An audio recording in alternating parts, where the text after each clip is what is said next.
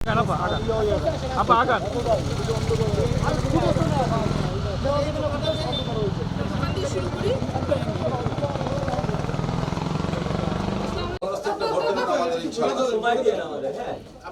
যে কজন প্রার্থী আছে তাদের মধ্যে আপনার বেস্ট প্রার্থী সৎ ব্যক্তি এবং বীর মুক্তিযুদ্ধ আমার এতটুকু আপনাদের কাছে আমার বাবা মুক্তির জন্য আপনাদের কাছে ওনার শাসন আমল আপনারা দেখছেন একটা লোক হয়রানি হয় না। ভাইয়া ভাইয়া সরেন আপা এদিকে ঘুরেন আপা এদিকে ক্যামেরায় ঘুরেন। স্লোগান দেন, একটু স্লোগান দেন।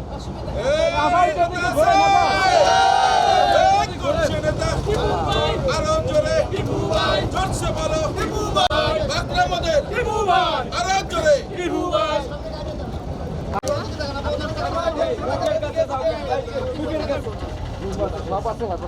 আমাদেরই ভোটার আমি গোলামকে নিয়ে ওনার পক্ষে আপনাদেরকে সালাম দিতে আসছি।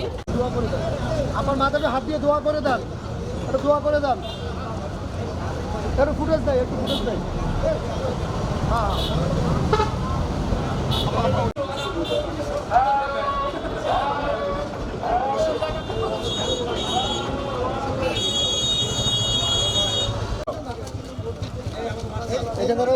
পজিশন ঠিক আছে।